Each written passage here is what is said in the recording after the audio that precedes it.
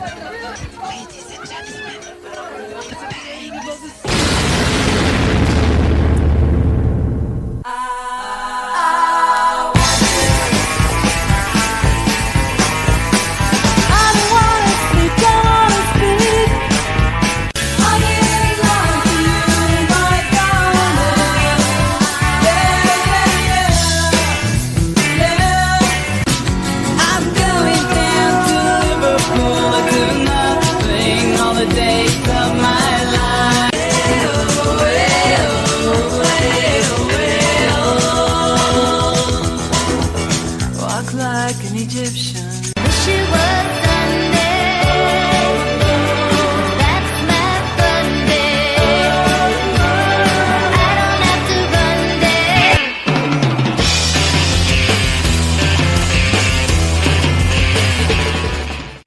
And welcome to the Bangles Sunday Funday Hour.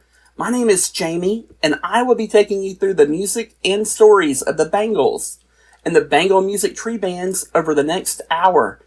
And today is a very, very special day, as I have two very special guests that all of you know so well from over half of our music bands, including the great and beautiful Vicki Peterson from the Bangles and John Cowsill from the Cowsills, the Action Skulls, and now, essentially, our brand new band, or newest band, a part of the family, Vicki Peterson and John Cowsill. Welcome, guys. Hi, Jamie. Hey, Jamie. Hey, it's so It's so great to have you here. I know the fans are so excited, and we're not here just for the fun of it. There is a brand new album out that is so great. I know we played like 3 of the singles, which, by the way, they're 3 of the best singles that I've heard. I mean, you know, a lot of times people will buy an album to get 1, maybe 2 good songs.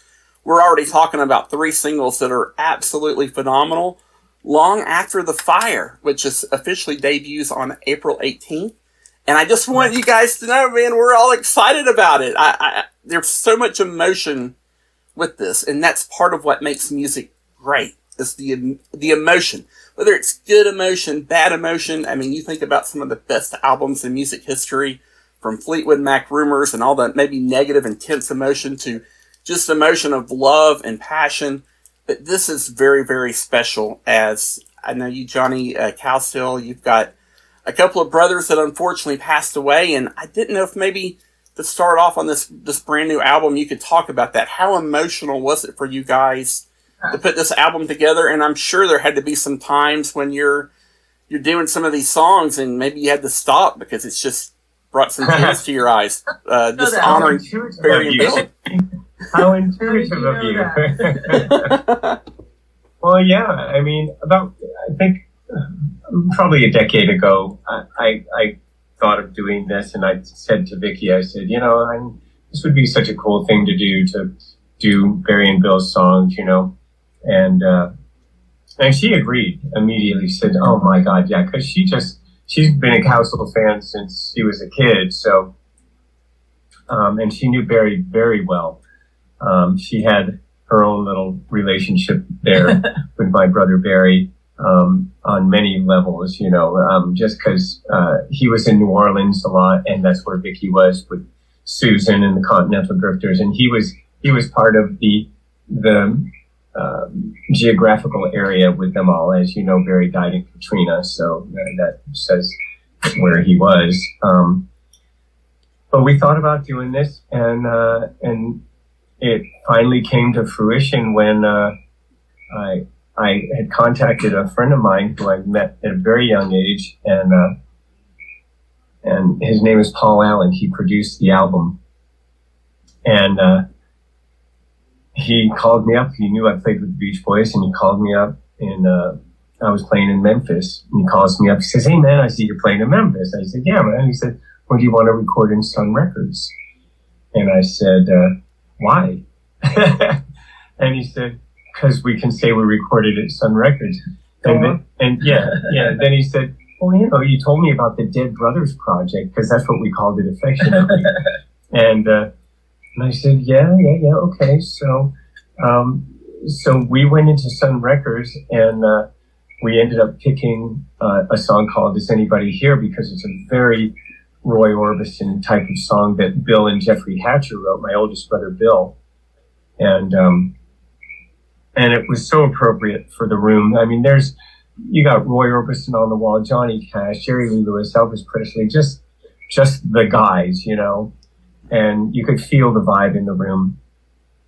And so that's what started the project. And that was probably about 5 years ago now, right? Yeah, four or that. 5 years ago. It took us a while to get it done. But yes, to answer your question, Jamie, there were moments during the recording where John would have to stop because he couldn't get through finishing the song. And because there's such an emotional connection with a lot of these, with all of these songs actually, on different levels and for different reasons. Yeah, and you're singing a lyric that you know how they felt when they wrote that. Yeah. And you feel that. And like now, I mean, I just wouldn't be able to get through it, you know? I mean, I have to remind myself, no, you can sing this and compartmentalize that emotion, you know, and you can have a good cry later, but you got to get through the song, you know? So there definitely were moments like that on a lot of the songs, especially Hearts Collide and Old Timeless and things like that, you know, the more sentimental ones, but even singing Vagabond, I remember. Yeah, Vagabond was kind of cute. That was cute. Just something comes over you, you're thinking about them while you're singing, and, you know, they just come into your little head and they mess you up just a little bit, you know, because you love them and you miss them.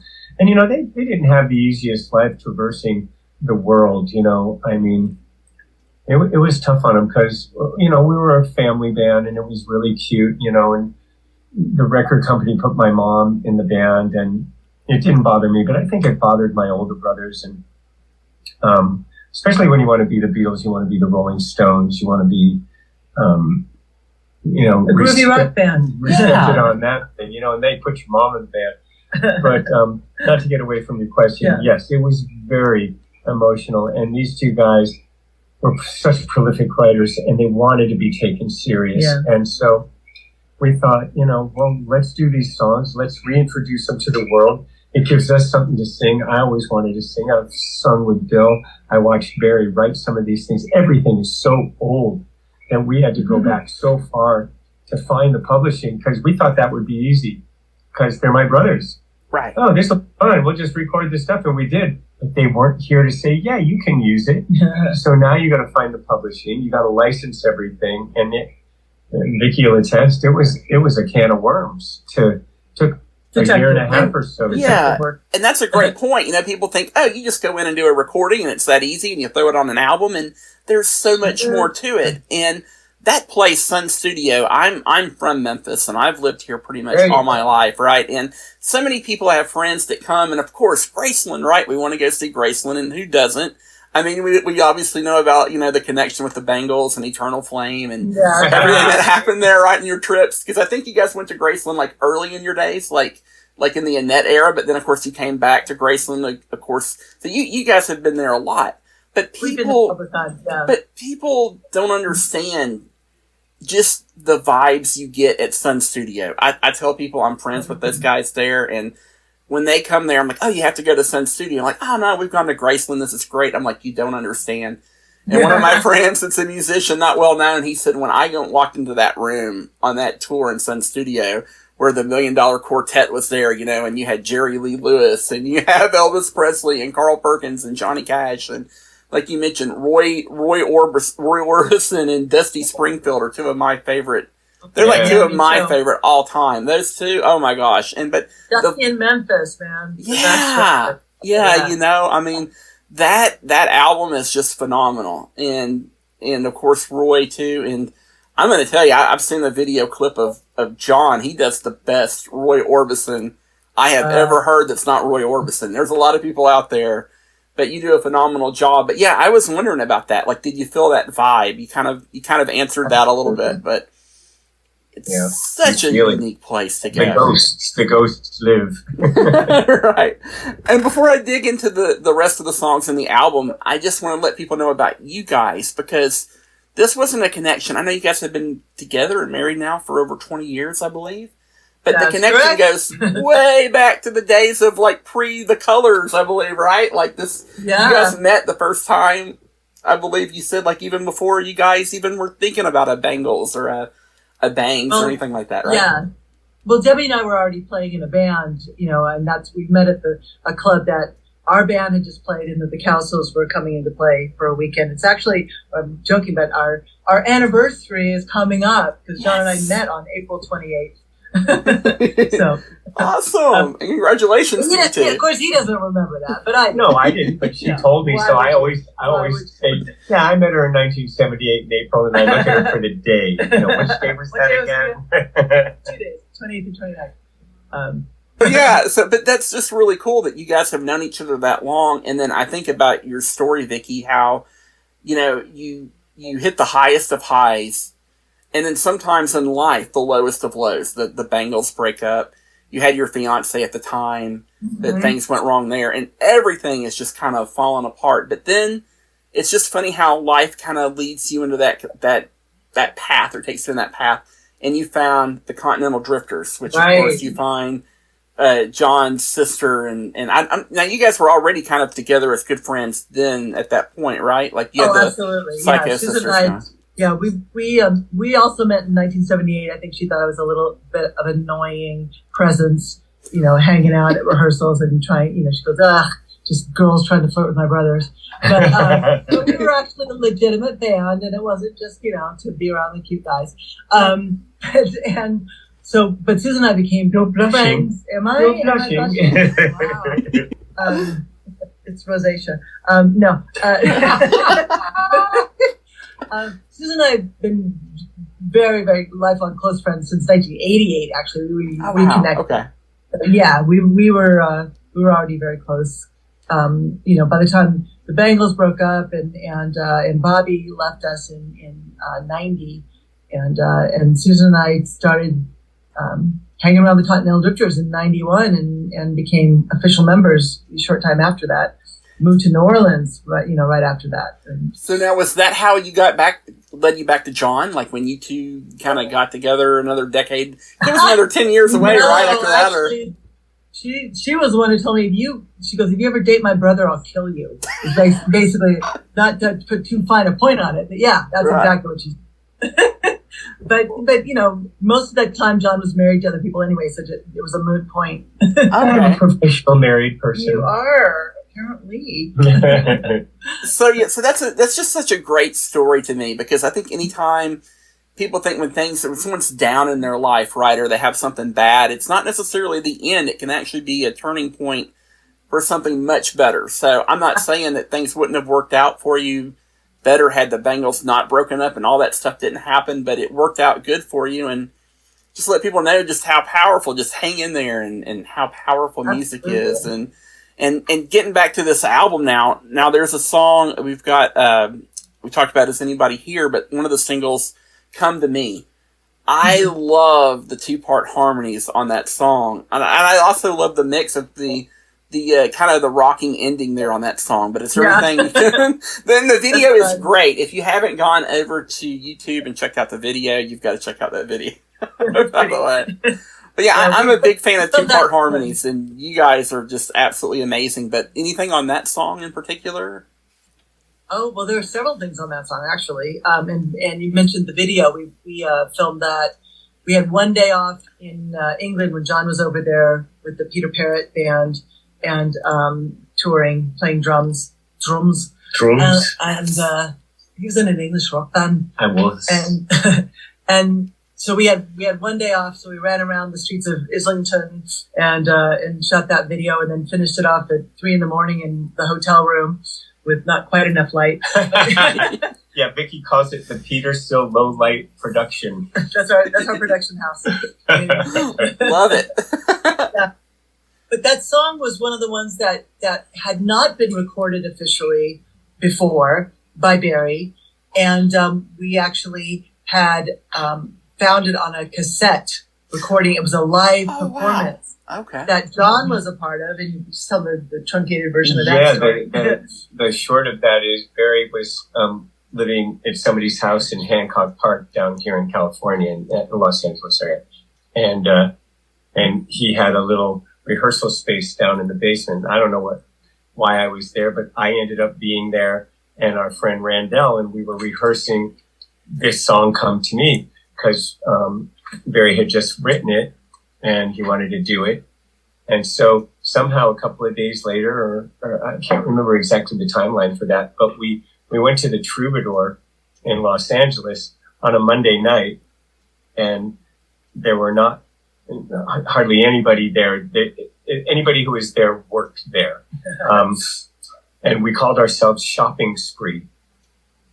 And Randell Kirsch, who's also played in the Beach Boys with me as bass player and high singer, he got a shopping cart and put it on stage, and he wore like produce apron kind of thing, and he made scrambled eggs on a hot plate while we're doing the show, and that kind of irritated Barry, but it was okay. But we had a cassette player, and we recorded the show, and this song was on this cassette, and I don't know how we still had it. Did Lizette give it to us?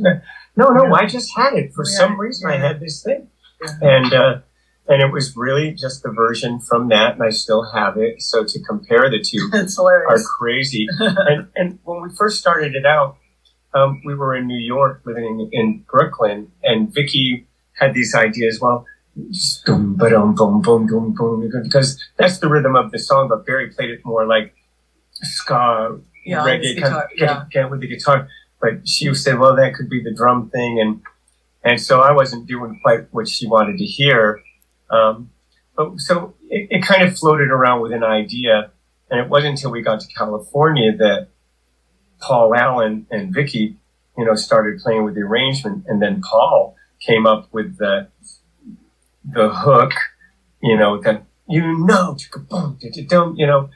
but it wasn't until he went to Nashville and sent us back the verse feeling, the really floaty keyboard thing, and just ethereal vibe of the whole sensitivity of the verses. And then when it cuts into that, it's hot, it's one of my favorite tracks on the album. Yeah, I love it. I mean, Vicki's vocals too are phenomenal. God, her vocal on there is perfect. It reminded me, John, of a song, the Bangles or the Bangs they did early. And I don't know why this track didn't get much more. Maybe, I don't know, you guys only had so much room to put on the EP.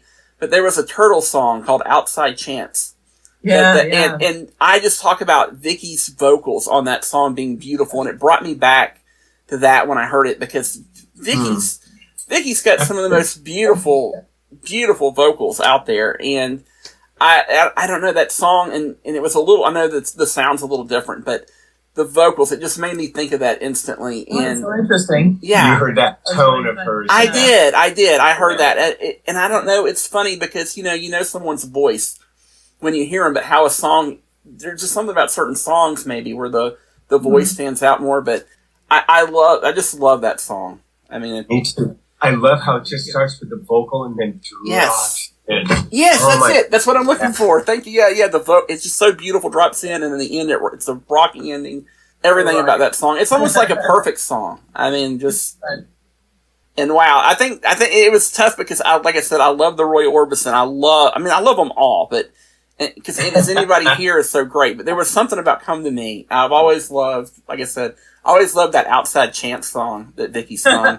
I know, that's a song that Debbie and Amanda and I used to do in our set all the time. It was a Turtles where do you have that? It's on our Rarities record. Record. I remember when you were putting that together. Yeah. Okay. Doll Revolution, when they made that album. Yes.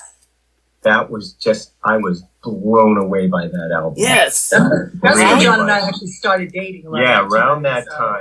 Yeah. Okay. Early Bangles bang sound versus the, the more pop sound. And it's fun. It's great to have it all, but yeah, it's funny to hear that because I'm someone that's just a fan of the garage band style. I love that. And that's kind of what Doll Revolution in a way brought back, right? Yeah, Doll Revolution, and also on Sweetheart of the Sun, because we did that all ourselves. What a great album that is. That album is so underrated. Yeah, not a lot of people. It didn't get a good release. We didn't have a proper label to put that thing out. I mean, it's a shame. It'd be nice to put it out again. Yeah. You could easily do that and really reach a bigger audience. I liked that record. Yeah. That was yes. I mean, those last couple of albums that you guys did was just phenomenal. And a lot of people it's just a mainstream thing, right? Unfortunately. Sure. I mean, if you look at your last album before the breakup, that album is full. Watching the Sky is like my favorite Bangles song. Oh my God, I love when they do that. Yes. That album is just loaded with unbelievable music. That's like a Led Zeppelin song. It's just so. It is. It's so cool. Rocker, man. That song and "Complicated Girl" by Vicki Peterson, her song on that. And then I get back to "Want You." It's my very favorite. When I hear that song. We bring some candy pieces to the John and Vicki and John show. Definitely, we bring some Bangles stuff, some Cowsill stuff. So I love that. That is phenomenal that you have these huge libraries to pull from, and I mean some of the best music ever. And I want your Bangles fans out there, because I know this is a Bangle platform, really. Yeah. That I'm sure Vicki would agree. We just want to let you know Michael Steele is doing well. Thank you. We just had dinner with her last week, with Harpo, and it was really a lovely thing to see her. She's just such a lovely person. She really is. Everybody out there knows she's healthy and happy and doing her thing. Doing well with her beautiful animals. Yep, her doggies. I am such a dog fan myself, and I'm glad that she's doing something that she loves doing. Absolutely. And everything she did was great. Untalented mofo, man. Gosh. I met her before I met Vicki. I was at the audition when they were putting the Runaways together. Yeah, they rehearsed. They were working it out in the studio the very first day she came in. I met her and Joan, and I forget. I don't think Sandy was Sandy was there. Sandy was there. And Jackie, probably. Jackie wasn't there yet. Jackie wasn't there yet. No, okay. No. Oh, no, you're right. But Michael Steele was, and I remember her, this tall, red-headed figure. Anyway, it's just a thing that I was there for the conception of the Runaways, and Michael Steele was there. This is phenomenal that you were there. You were there pre-Bangles and kind of built up to everything that was Bangles and gone through. I mean, it's just a phenomenal story. I mean, you've even before you were together, and looking back on it.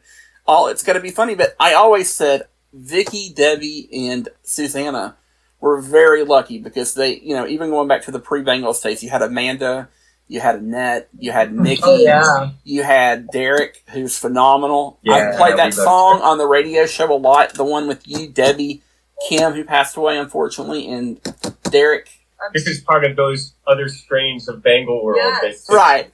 Oh my God. But see, and that was, If You Were My Man? Yes. If I Were Your Man? Yes, the one that you and Debbie and and Kim. Yeah, there you go. Right. I should look that up.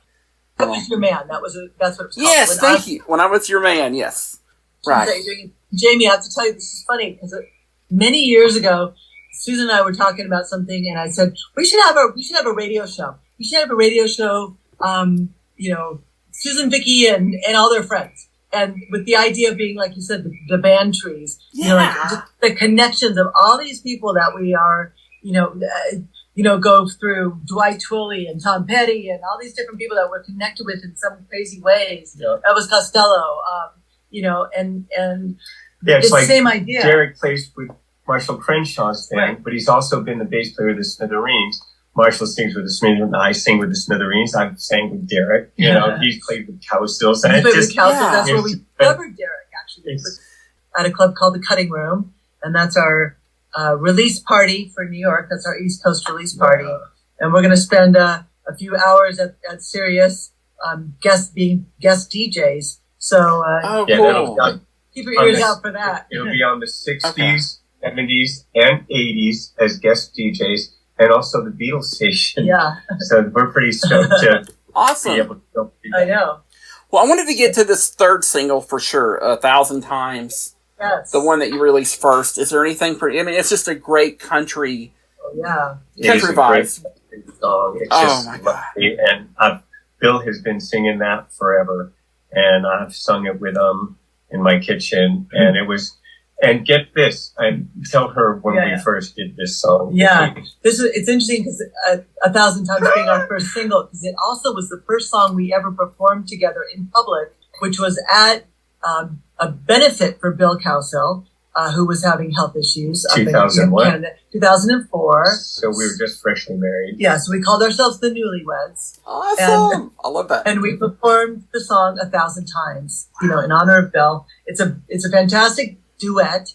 I personally love the lyrics. It's about, like honoring your promises, people.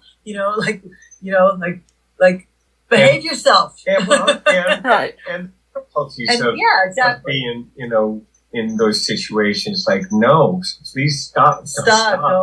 Don't tempt me. Don't tempt me. I'm trying to be good this time. It's like, oh my God. And so when we sing it together, I'm always looking at her and she's looking at me, and I'm like, if you've seen the video, you've seen the look she gives me. It's like, I love the song is beautiful. Think about who it's for. Just it makes it even more special. You guys just are great together. I mean, just even the comments and everything, right? Like, I don't know. It's just when you find that right person, everything clicks in life, right? Say, I don't know what you want, destiny or whatever you want to call it, as corny as it sounds, but that cliche. We've both been in a few starter relationships, and they didn't work out. Just because it wasn't the right fit, and tried to make them work, but they eventually did not. But with Vicki, it's like I can't believe how fast the time has gone by, and still just enjoy each other's company. It's like when you get to the front door, you can't wait to get in it instead of sitting in the car 15 minutes before and wondering how's this going to go today. And it's the funniest thing that you knew her all these years, and you probably never even thought about it, right? Like you never even thought, or did you? We can't say that, but we were always with somebody else. And plus, she was more like my sister and friend. I mean, we are friends first, okay? We're friends and that is the bottom common denominator, is that we're really good friends. And I mean, when we started dating, I remember we went on a drive around LA. I was kind of getting lost, even though I knew where I was going, but because we were in this conversation. And because I know my sister told her everything about me, it's like, I don't have a chance in the world, because I was a bad boy. And I knew she knew everything. So I said something to her. It came out as a statement, but it came out as for me, my delivery was like, okay, and the line was, you don't want to date me. And I said it like that. But it was like, but I didn't say, do you? And so I left it hanging there. And she told me later on, maybe the next day, I don't even remember. No, later on, she said, you almost lost me right there, Like, because I was paranoid because, I know my sister told her everything. I couldn't go out with her and like, hey babe, how you doing? There were no lines involved. No moves. It was straight into like, I've always been myself around her. Yeah. And I'll tell you one other funny thing. After our first date we had, and god dang, I want you to tell her this one because I like the way you tell it. Yeah. Okay. So we go on our first official date, and it was really funny. It was literally like we're in the car going, we're on a date, because it was just almost ludicrous that we were actually quote unquote dating. So we had this lovely evening. We went to a party, we went to a comedy club, and we'll get into the whole thing, but it was a lovely, lovely evening. I'm thinking this was super fun, just super fun. I was staying up at my friend Amanda's, our first bass player actually, we were working on Dog Revolution actually, and he pulls up to Amanda's house. We get out. He gets out. He walks me to the little apartment door, and promptly sticks out his hand and shakes my hand. And said that was a really lovely evening. And he shakes my hand, and I'm like, "What the heck?" And I turned around and got in the car, and I said, and I'm like, "What just happened?" Because I mean, I've known this guy now, and I have to say, yes, he's been involved in other relationships before, but this guy is a flirt and a half. He's never not given me a lovely hug hello and a lovely hug goodbye, since 1978. And now I get a handshake. And I'm thinking, what did I do? What happened? So, of course, the next morning I call him, do the morning after phone call. So, yeah. I love that. I had fun. What was that about? And then, okay, so I thought I would do something different. And I thought this was clever beyond compare. And I didn't know it was going to drop like a dud bomb on her. Because I felt like she's special. I'm going to take this slowly. I'm going to court her, Right. But it's not coming off this way. It's like, because she's just normal and I'm acting like I need to do something different. How can I be different? And so I shook her. Oh my God. It's very nice to meet you, young man. Oh my God. Oh, and when she told me, come on, man, you kissed me on the cheek before you did these hugs and stuff, got scratched your head. Yeah. But because now I was thinking about courting her and, anyway, so I think that's a funny story. It is funny. I just love that. And then 20 years later, or roughly 20 years later, here you are with your first album together coming out. Right. Yeah. And we still shake hands, by the way. And still shake hands and say it's a business relationship, kind of. I mean, the album part, right? Like you said. Like this, I know we're just now starting off. We got this first album here, but we're going to have more Vicki Peterson and John Cowsill down the road. Yeah. Well, I don't have a long life left over because I'm already. Stop it, John. You did. We know that's not true. Our beer has a limited warranty. The time is made. I did want to say I've got a special gift. I can sing and I can shatter glass when it happens, so that's my superpower. But I would think one of the greatest, coolest things as a musician would be when someone does a tribute for you. That happened, of course, just recently with the Continental Drifters. We saw that amazing tribute album, and I've been wanting to ask Vicki this. It's one thing when someone does a tribute of your music, but when your husband, when your sister, when a friend of yours that's been a bandmate or whatever for 40 years, when, we're talking about John, Debbie, Annette, Rosie Flores, Steve, Steve Wynn. Yeah. He got part of the, going back to the Paisley and Derek, he's on there too. When these people that mean so much to you in your life are the ones that do it, how does that make you feel, looking back on it all? No, you have to understand, it was mind-blowing, actually. And first, I didn't believe it was going to happen. It was, and this is funny, but it was supposed to, quote unquote, be a surprise. Initially, Sean Kelly and David Jenkins were putting it together. We're trying to round these people up and do this all without letting us know that it was happening. And that didn't last long. Who was the very first person to submit a song to this album? Because the very first person who turned in homework was John Cowsill, which perhaps was the first time in his life he'd ever been first turning in his homework. But he absolutely did a beautiful job on Watermark. Love it. And I was very, very honored and pleased. And she knew I was doing it. I knew he was doing it. But he didn't let me, I didn't want to hear it until it was finished. Which I did it. She wasn't allowed on it, but then she ended up on it anyway. At the very beginning, she's going. Paul wanted to do a little. That was so funny. Yeah, you were part of the loop for sure. Yeah, they made a little loop. It's just so neat. That's got to be so neat, though, and to hear these songs that are so great. Every artist did a wonderful job. Debbie did a great job. Oh my gosh. I mean, really took it and Annette, did something too. special with it. Yeah. Did a beautiful job on Dallas. Everybody did a really. They did their thing to it. It was really interesting. Takes of the songs. So please get that album too. If you don't have that album yet, make sure you go out and you double pleasure. What was that? Spearmint gum. Double your pleasure, double your joy. Yes. Go get the Vicki Peterson, John Cowsill album, and go get the Continental Drifters, the tribute to the Continental Drifters album. And I know you guys also had just put out a new greatest hits album too. You can get there with that. Right. So there's so much going on in the world of the whole Bangle universe world, really. We're going to talk about this with the five of you. This is so neat with the Bangles to me. It's five of the most unique voices 5 of the most beautiful voices that all sound, even Vicki and Debbie, who are sisters, have a different sound, and love hearing the vocal. It's just so great, and it's such a joy and such a pleasure. I actually had a musician, not well known, but said, Jamie, like, I know you know these people. Like, what do you think? How do you think the Bangles would feel about having a tribute album? I guess my question for Vicki on this is, what song in particular would you love, and who would you love to have do that song? Oh, good question, James.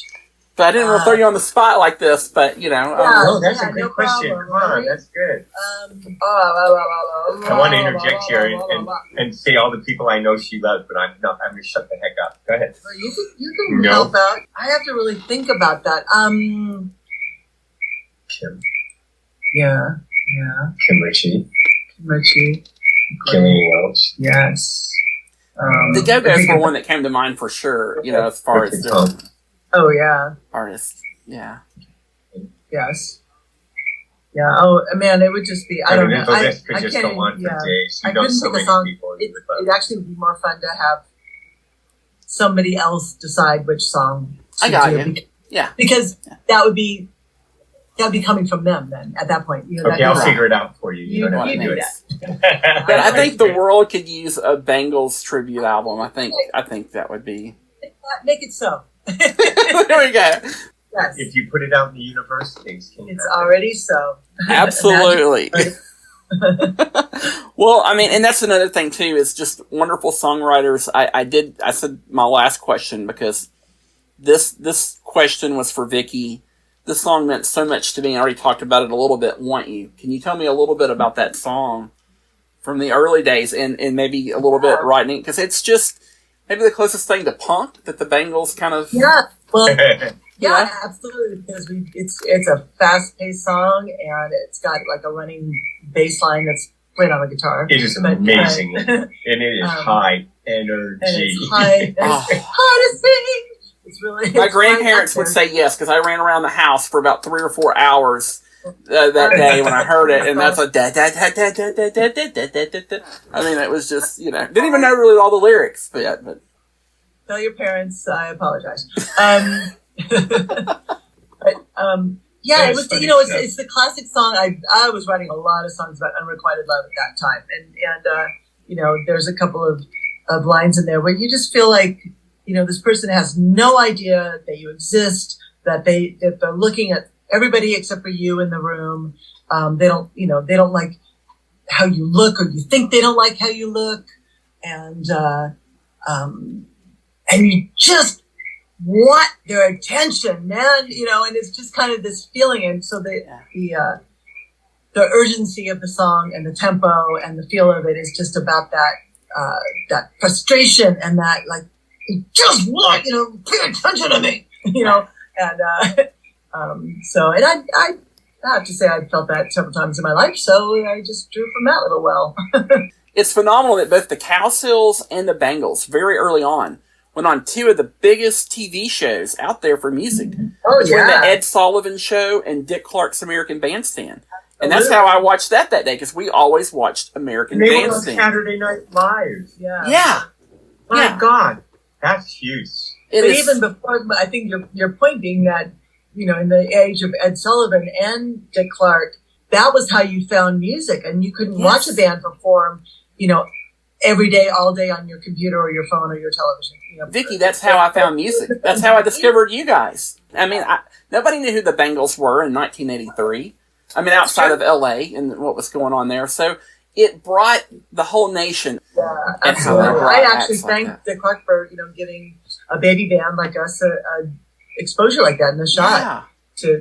I love your energy on that interview. I love going back and watching those interviews, you know, and she's just like, yeah, you know, we put, you know, this, you know, we put that into it, and we're hoping it really gets out there. You know, we're hoping this is a trend, and talking about how hard it was to get music on the radio in those days. And I mean, I just love my dad. I just had a memory though, Jamie. I remember my dad watched it, and he's like, "You're so serious. Why are you so serious?" And then I'm thinking now, because everything that John and I do, we're complete goofballs. There's nothing serious going on here at all. But he's right. I look at it now and like, wait, what's wrong with you? Come on, girl, lighten up. You were driven, man. I was determined. And Jamie, I love watching the old videos of these guys yes. and how much they move around while they're playing and singing. I go, yes. Geez, like an aerobic. They're all over the place. Yes. And that little head bops over there. there. Oh my God. You're just like dancing while they're playing. It's just amazing. Oh my God. And even Debbie on the drums, which pop, pop, pop, pop. See, Annette and Sue, they're about to hit heads. They're over there popping. And it's just so much fun in that MV3 show, right? There was that show, I'm in Line. And and this is what I love, guys, about how much people loved music back in the day. They turned the camera around a couple of times on that show, and the crowd, there was not one person, you didn't even need a chair, you didn't need a seat, because every person in that crowd was up, dancing, and that's one thing I wanted to tell Debbie, that's one of my favorite songs, I'm in Line. That song was just, the bass line to that song was just badass. But you and Debbie had been doing this for a little while longer than everyone else had. I mean, we'd already been playing music for like 7 years or so. Yeah. Before we met Susanna. So that's what's so great about it. I love the fact that it takes everything into account from the very early days there, and it's nostalgia when you go back and watch. Not only read that biography, talking about the music videos again. There, I think back to watching like The Real World. And I see a phone booth, and I see the 4 girls in the back of the station wagon. It reminds me of when I was a kid, because we used to do that with my friends. Yeah. And it's phenomenal when you watch that stuff that's come and gone, and it brings back so many memories of the 80s. And I just wanted to tell everybody, long after the fire, it comes out on April the 18th. Vinyl, my friends, like you got the album, that vinyl cover is beautiful. And CD. Yes. And CD.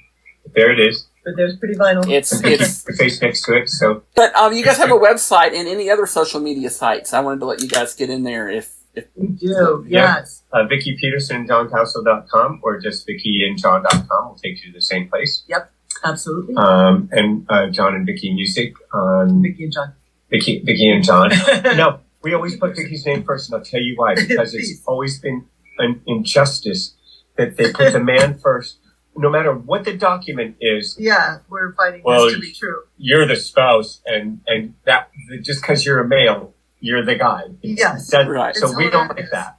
I got it. So we decided Vicki Peterson and John Cowsill. So it's Vicki and John Music is our Instagram. So find us there.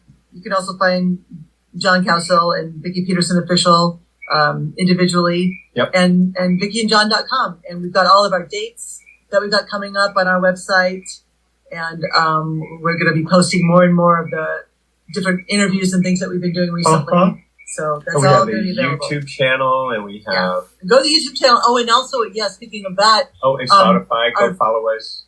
Yes, please follow us on Spotify. Individually, because when you go to Spotify, you don't find just Vicki and John because we're 2 separate artists. So, but if you go to one... Follow Vicki, and then go to mine and follow me too, because that counts, you know. Counts for us. And we need to have that, because if you don't have 5,000 followers, like Spotify won't be nice to you. It's just how it is. Well, you'll have 5,000 followers very soon, because I'm going to tell you, I love you for saying that. I also wanted to mention that the video for Is Anybody Here officially is out on the 11th. Which is Friday. Oh, great. So, so you can find it on our YouTube channel. Yeah, that's a great video, too. Thanks so much. And again, thanks, guys, for coming on the show and taking the time. Thank you, the fans really appreciate it. I appreciate it. And now, from Long After the Fire, from Vicki Peterson and John Cowsill, it's Come to Me on the Bangles Sunday Funday Hour.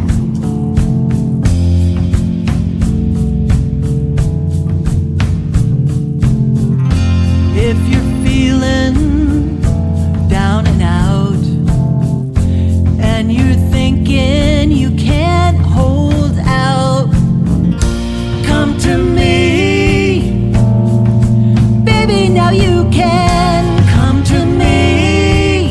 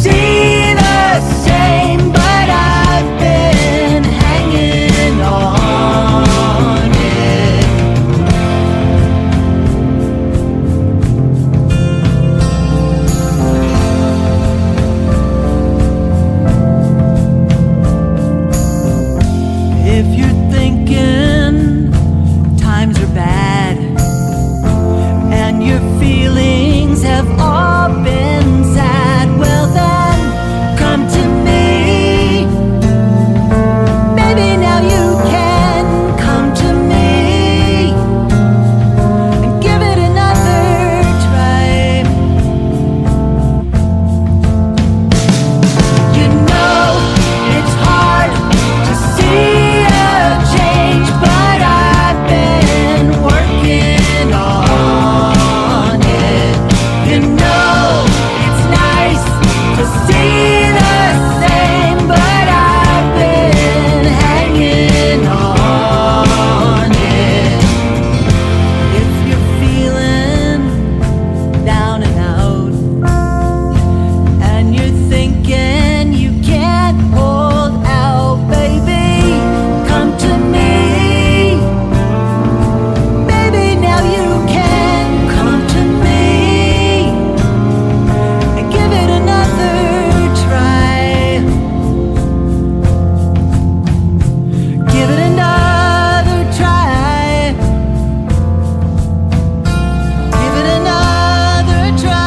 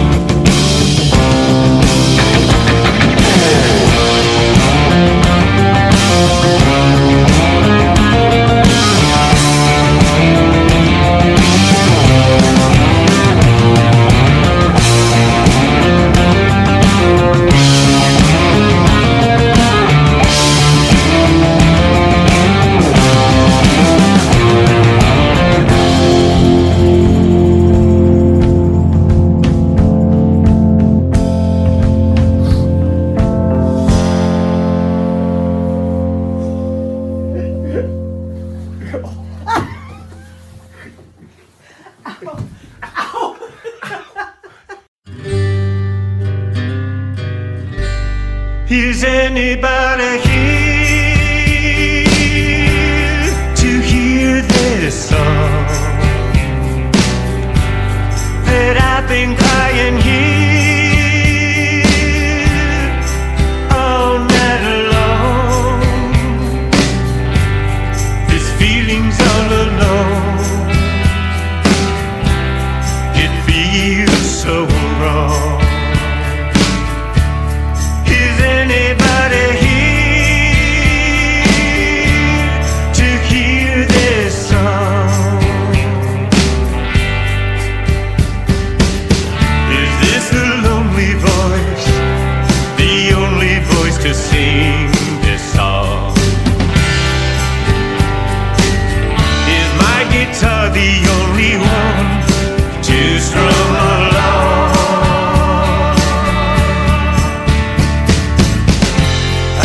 Window in the street, the shadow falls on deserted town,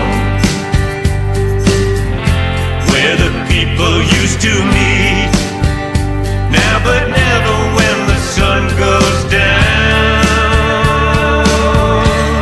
Can anybody see what's going on?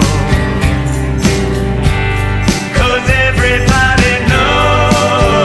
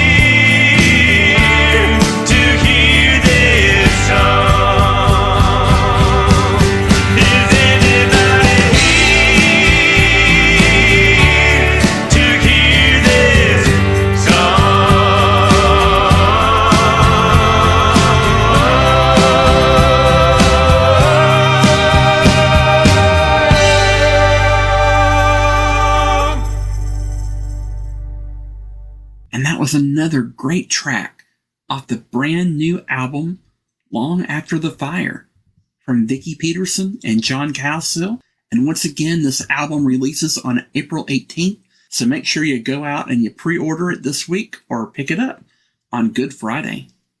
I want to thank everybody for tuning in, and John and Vicki had a special request. They wanted to hear Mixed Messages off the Bangles Doll Revolution album.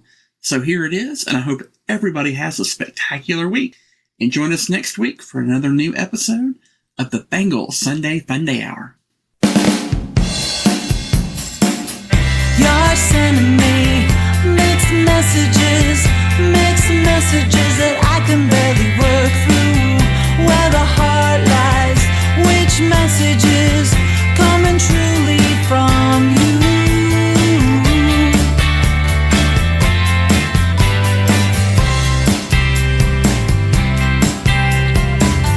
When I get too close to you, I feel the fear, can almost hear it. Then you call me late at night saying, can I be with you? Wanna be with you.